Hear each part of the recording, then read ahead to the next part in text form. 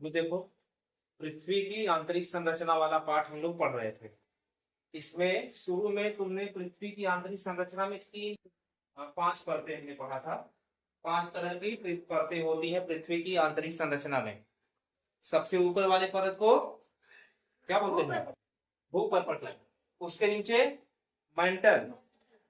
ठीक, मंटल में दो परतें हैं, ऊपरी मंटल, निचला मंटल।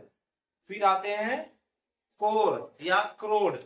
क्रोड में आंतरिक क्रोड, बाह्य क्रोड। इस तरह से हम पांच परतों के बारे में पढ़े थे।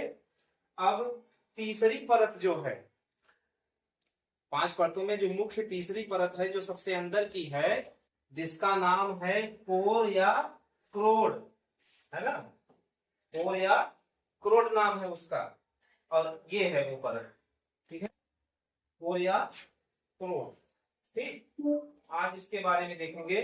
तो क्या है, पृथ्वी का सबसे भीतरी भाग, जैसे अगर हम फुटबॉल में और उसके अंदर एकदम देखें, ठीक, जैसे आप ऐसा कोई फल लीजिए, जैसे मान लीजिए खरबूजा है, खरबूजे के अंदर जो बीज होता है, जहां अंदर ऊपर की परत भूपर्पटी और मेंटल है, जो बीज वाला हिस्सा है वो क्रोड होगा, कोर। ठीक, समझ गए बात? तो क्रोड में क्या है, पृथ्वी का सबसे भीतरी भाग क्रोड कहलाता है। क्रोड और मेंटल की सीमा 200 किलोमीटर की गहराई पर है ना? 200 किलोमीटर की, 2900 किलोमीटर की गहराई पर है।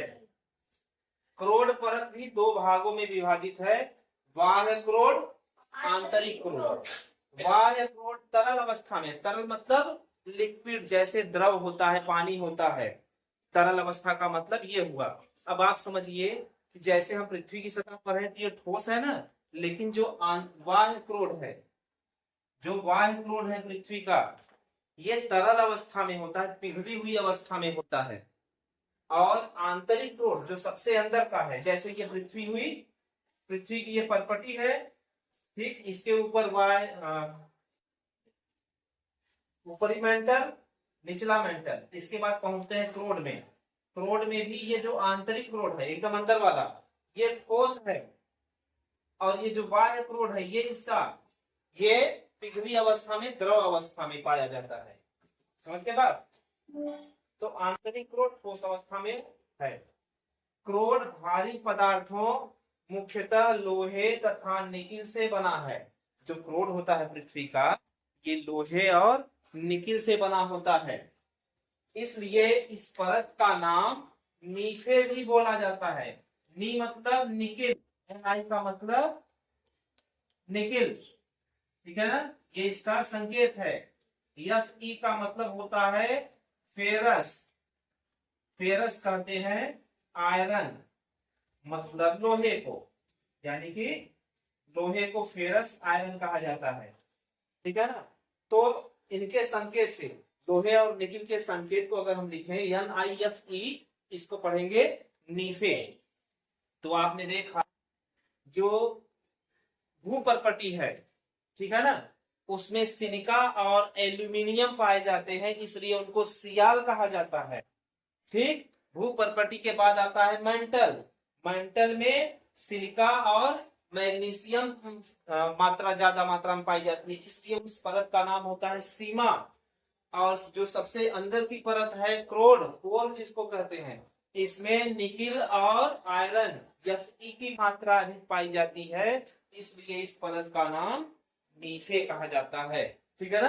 तो तीन परतें, सियाल, सीमा और नीफे। सियाल भूपर्पटी को कहेंगे, सीमा कहेंगे किसको? मेंटल को। और नीफे किसको कहेंगे? क्रोड को, यानी कोर को कहा जाएगा। आगे देखिए, आगे बढ़ते हैं।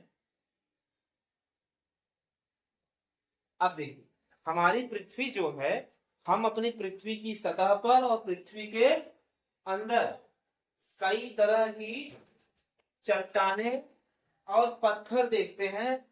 ठीक है ना? चट्टानों और पत्थरों को सैल कहा जाता है। सैल, रॉक, ROC के सैल बोला जाता है। शैल या चट्टान खनिजों के मिश्रण से बना है। यह विभिन्न आकृतियों एवं रंगों में पाई जाती है। आप कंकड़, पत्थर, चट्टान ये सब देखते होंगे ना। कंकड़ पत्थर खेतों में हम जो देखते हैं, जगह जगह आप देखते होंगे। पहाड़ अगर है तो वहां से पत्थरों के टुकड़े आते हैं। जो सड़क पर गिट्टी डाली जाती है काली वाली, घर बनाने के लिए जो गिट्टी आती है काली वाली, वो देखे हो। सफेद वाला पत्थर देखे हो। घरों में फर्श पर लगाने के लिए मार्बल आता है, संगमरमर जिसको कहते हैं, ये आपने देखा है। पत्थरों की मूर्तियां आती है। पत्थरों के सामान बहुत सारे होते हैं जो अपने घरेलू प्रयोग में लेते हैं। तो अलग अलग तरह के पत्थर होते हैं, ठीक है ना। उन्हीं को शैल कहा जाता है। ये खनिजों से मिलकर के बने होते हैं। ठीक, समझ गए ना। अलग अलग रंग और आकृतियों में पाई जाती हैं। यह पत्थर की तरह कठोर और मिट्टी व रेत की तरह मुलायम भी हो सकती है। ये जो शैल होती है ये कठोर या मुलायम दोनों तरह की हो सकती है। पत्थर या शैल कहने का मतलब ये नहीं होता है कि वह कठोर ही हो, वह मुलायम और कठोर दोनों तरह की हो सकती है। ठीक, आप छोटी कक्षा में जिस स्लेट पर लिखते हैं वह भी पत्थर की बनी होती है। स्लेट जानते हो ना, जिसपे बच्चे छोटे लिखते हैं चौक से, वो स्लेट। आपके गांव के लोग जिस भूमि पर खेती करते हैं यह सभी शैल या चट्टानों के अलग अलग प्रकार हैं। जिस मिट्टी में हम लोग खेती करते हैं ये भी किसी शैल या चट्टान की प्रकार है। ठीक है, तो इस तरह से हम अगर बात करें तो शैल या रॉक तीन तरह की होती है। सबसे पहला है आग्नेय शैल, जिसको इंग्लिश में बोलते हैं इग्नियस रॉक्स। उसके बाद अवसादी शैल या परतदार शैल, जिसको बोलते हैं सेडिमेंट्री रॉक्स। इसके बाद है रूपांतरित शैल या मेटामॉर्फिक रॉक्स। ठीक है ना, तीन तरह की शैल या चट्टानें होती हैं। ठीक, तीन तरह की शैल या चट्टानें, समझ गए। अब हम लोग आगे देखेंगे सबके बारे में, बारी बारी से देखते हैं ये तीनों चट्टानें या शैल कौन सी हैं। आइए देखिए, सबसे पहले है आग्नेय शैल। ठीक, आग्नेय, आग्नेय शब्द को अगर हम तोड़े, आग्नेय मतलब होता है आग से उत्पन्न। आग से उत्पन्न, आग्नेय मतलब आग से उत्पन्न, आग से पैदा हुई, आग से निकली हुई। ये ऐसी चट्टानें होती हैं जो आग से पैदा होती हैं, आग से निकलती हैं। अब कौन सी आग, जो हम अपने माचिस से लगाते हैं, क्या उस आग से पैदा होंगी, या गैस सिलेंडर चूल्हे में जो आग लगाते हैं उससे निकलेंगी? नहीं।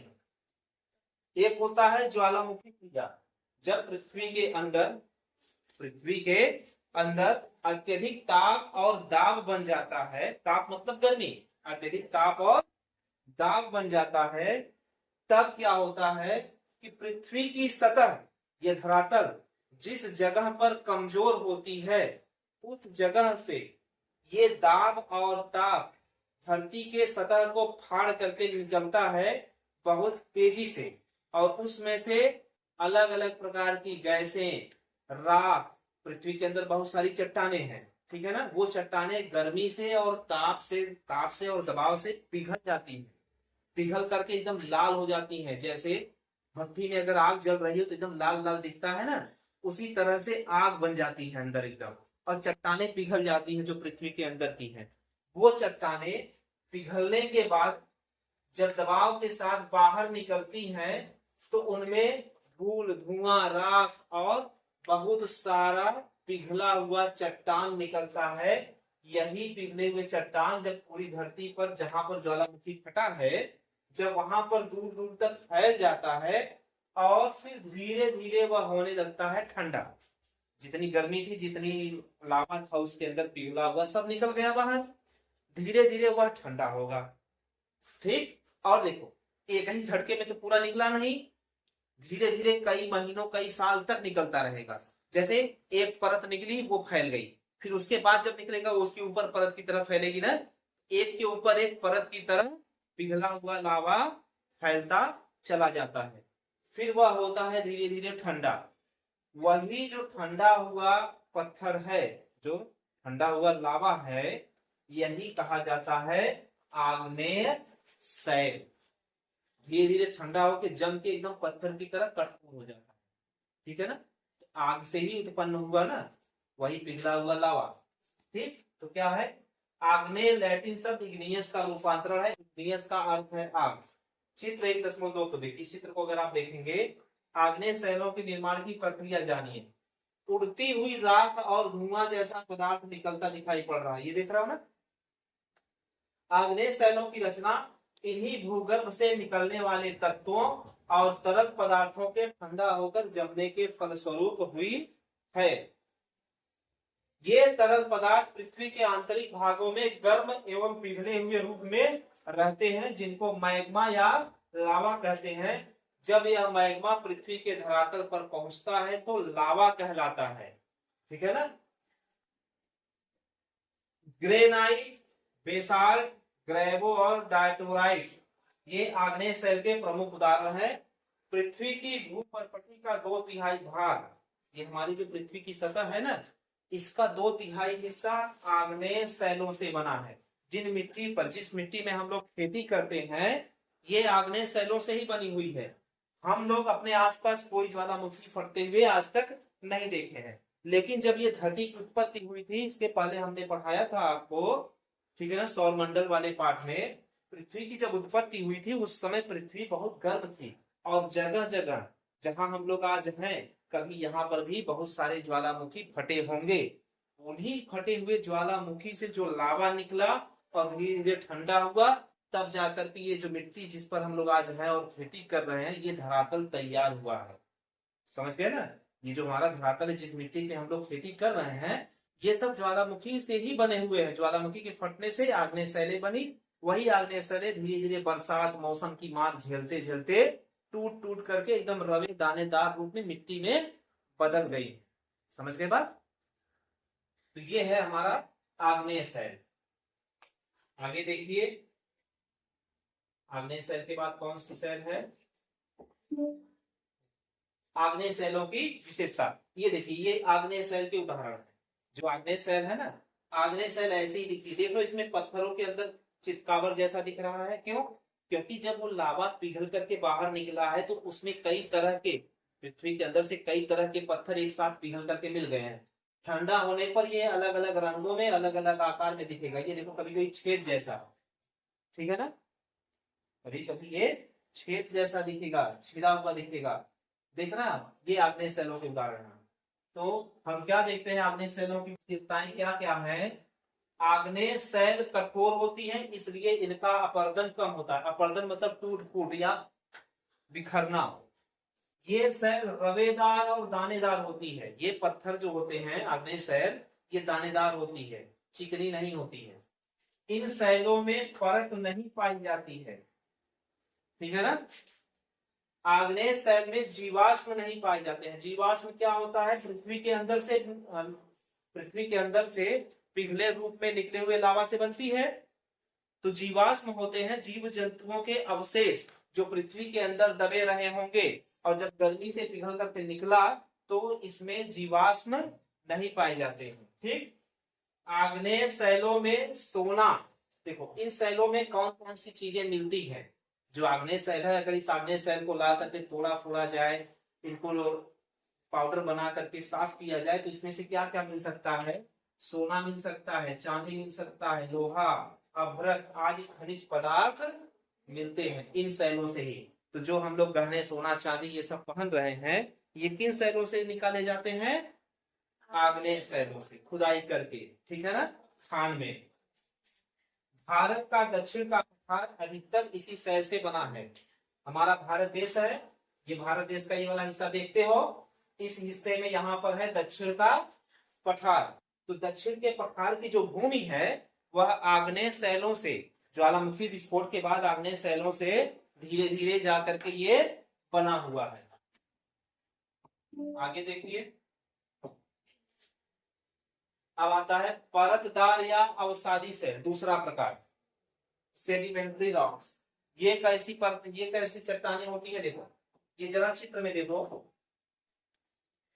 इन शैलों में तुम देख रहे हो, ये जैसे लग रहा है कि एक परत बिछा दी गई, फिर उसके ऊपर एक परत, फिर उसके ऊपर एक परत, फिर उसके ऊपर एक परत। ना चित्र में देखो, दिख रहा है ना, चित्र में देखने को लग रहा है। बहुत सारे पत्थर आप ऐसे देखते होंगे, जब आपके घर बालू या सीमेंट कुछ बालू आता होगा ट्रैक्टर से, तो आप उसमें पत्थरों के छोटे छोटे बहुत ऐसे टुकड़े देखते होंगे, जैसे लगता होगा एक के ऊपर एक चिपकाया गया परत जैसा, है ना। कभी देखना बालू में जो बड़े बड़े पत्थर आ जाते हैं, उन पत्थरों को देखना ध्यान से। कुछ पत्थर उसमें ऐसे होते हैं जो पूरा एक ही होते हैं, उनमें परत नहीं होती, वो आग्नेय शैल है। और जिनमें परत जैसी रहेगी, जैसा लगेगा एक के ऊपर एक पतला पतला चिपका के तब बड़ा पत्थर बन गया है, तो वो होती है परतदार शैल या अवसादी शैल। देखो इसमें भी देखो जैसे परत जैसी बनी हुई है ना, परतों जैसी, ये पहाड़ों की चट्टानों से लिया गया है चित्र। ठीक, इसमें क्या है देख, परतदार शैलों का निर्माण अवसादों या मलबा जैसे कंकड़, मिट्टी, घास, पत्तियों आदि के पानी के बहाव के साथ बहते हुए धीरे धीरे इकट्ठा होने से परतों में जमा होने से हुआ है। बहता पानी, पवन या हिमानियां अपने साथ शैलों के छोटे छोटे टुकड़ों, पत्तियों, घास आदि को बहाकर ले जाती है और उन्हें समुद्र के तल या भूभाग पर परतों में जमा करते हैं।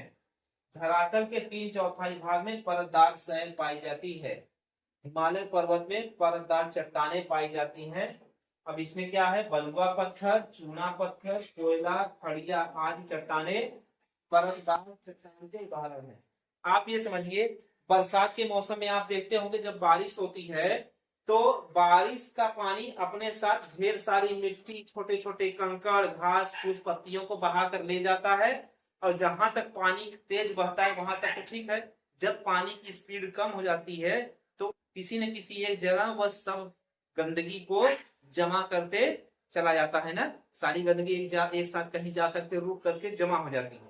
ठीक, तो ऐसा ही बहुत वर्षों में धीरे धीरे अगर वही प्रक्रिया चलती रहे तो कई वर्षों बाद, सैकड़ों वर्षों बाद पानी बहते बहते जो गाद है, जो अवसाद है, वो इकट्ठा होते होते धीरे धीरे कड़ा होता जाएगा और मोटा होता जाएगा और पता चला कुछ समय बाद वह एक चट्टान का रूप ले लेगा, है ना।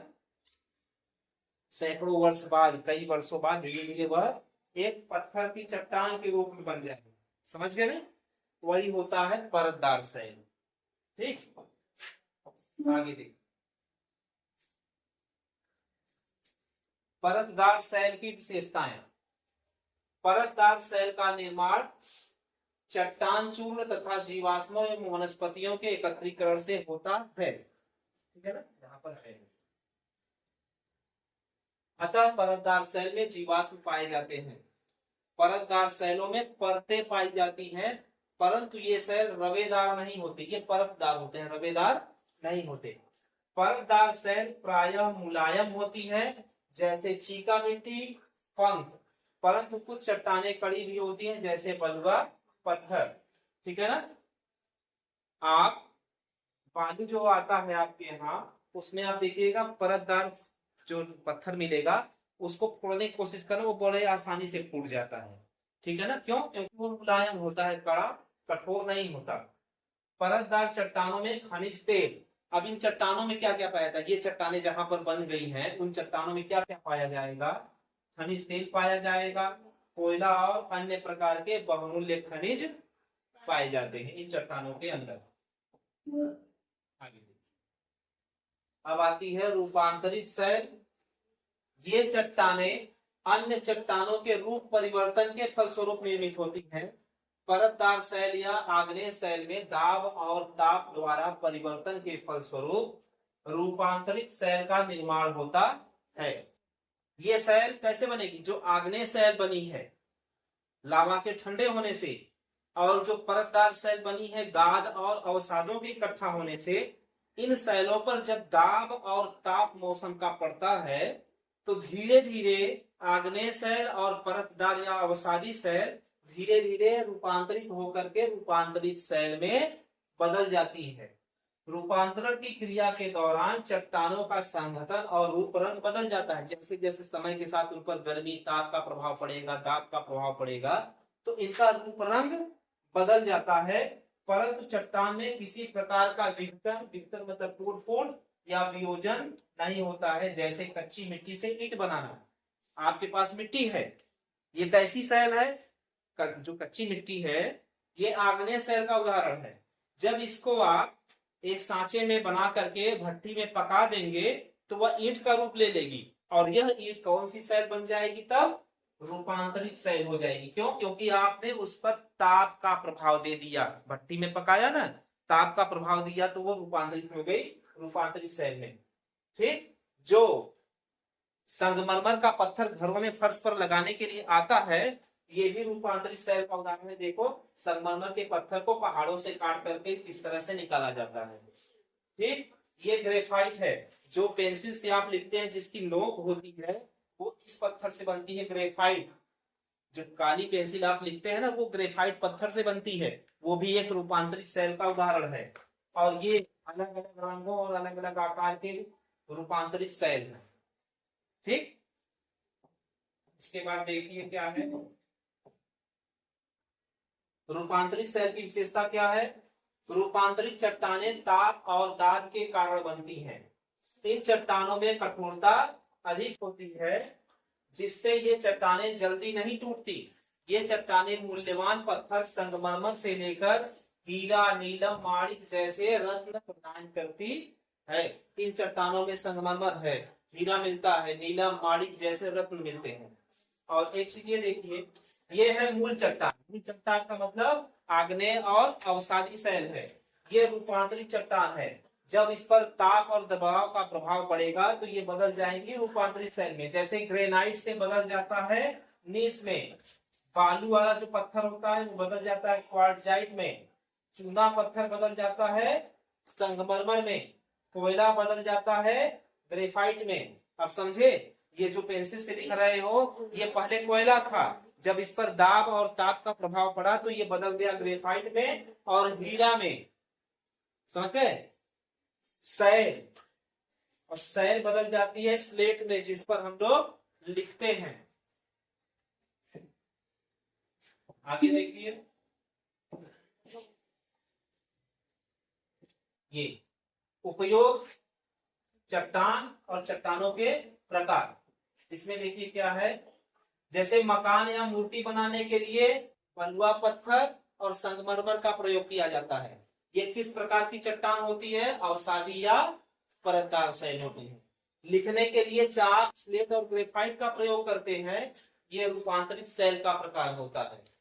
जलाने के लिए कोयले का प्रयोग किया जाता है और यह होता है परतदार या अवसादी सेल।